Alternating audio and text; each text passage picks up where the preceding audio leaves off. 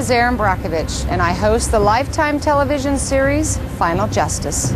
What you are about to see is a story about a crime that is misunderstood and far too often deadly: stalking. Peggy Klinke was stalked relentlessly by an ex-boyfriend. If you haven't experienced it, it's very hard to imagine the terror of what it feels like. It all began in the fall of '98. At the age of 28, my sister Peggy began preparing for medical school in Albuquerque, New Mexico. She met and began dating a man named Patrick Kennedy.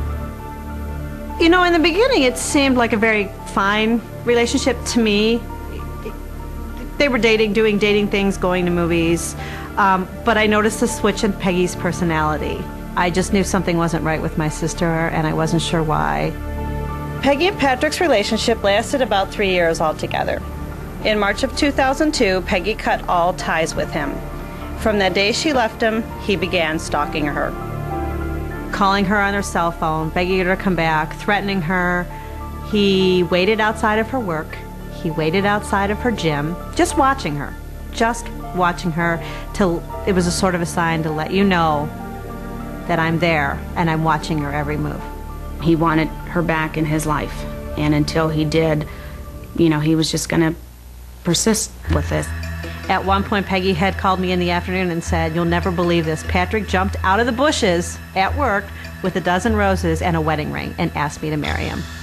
And Peggy said, "I walked right by him, I got in my car and drove away." Peggy was very, very strong and very determined to shake this man from her life. And the more she ignored him, the angrier he got. Then he progressed to paperwork. He made a really nice 8.5 by 11 flyer with a photo of my sister on it, wrote all sorts of incredible obscenities about her, and put her cell phone number on it, and distributed it where she had her nails done, where she had her hair cut, where her gym was, where she worked. She took the flyer to the police and showed them that, but there was nothing they can do. It was only a flyer. But I think at that point, you know, we were still thinking that he was just playing a game. We didn't think it would escalate. And then he took greater steps because she wasn't reacting. That June, our family gathered in Orlando, Florida for my brother's wedding. Peggy brought a new man she had begun dating, Mark Sparks. Patrick knew that we would all be in Florida for this wedding.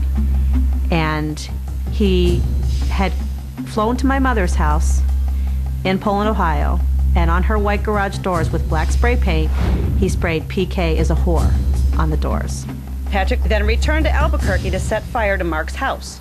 I noticed I had about 8 messages on my cell phone, and I knew something was wrong. So I listened to the messages. My neighbor, my mother, the police, the fire department were all calling and saying that my house was on fire. Right away, Peggy knew that Patrick had done this. Peggy and Mark were going from hotel to hotel because they had nowhere to live because Mark's house was set on fire. We were at the point we didn't want Peggy to call us because we didn't know if he was trying to trace a phone call. We didn't want him to find out Peggy's whereabouts. Peggy, it seemed for a while, was just in hiding.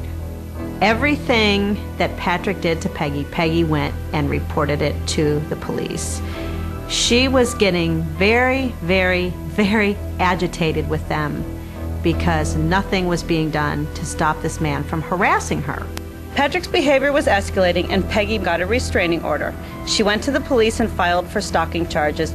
The trial was delayed for several months. Nothing was being done. It was extremely frustrating, and in a time where you're being hunted by somebody and you feel more victimized by going through the system to protect yourself, then what good is it? And I remember Peggy coming home having a binder of probably 200-300 pages in it of just everything she had documented.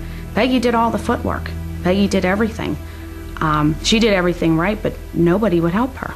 Why? I don't know the answer to that. And at this point, Peggy asked the DA, "Will it take a bullet to my head for you to do something about this?" With Patrick's behavior escalating, we just felt like, at least temporarily, let's get you out of here. Let's wait for this stalking trial to come up, and by that time we can determine whether it's safe for you to move back home. Peggy soon left for Turlock, California to begin a new life. She did everything she could to leave no trace or trail to protect herself. 6 days before her stalking trial was to happen, Patrick found Peggy after months of searching. So how did this happen?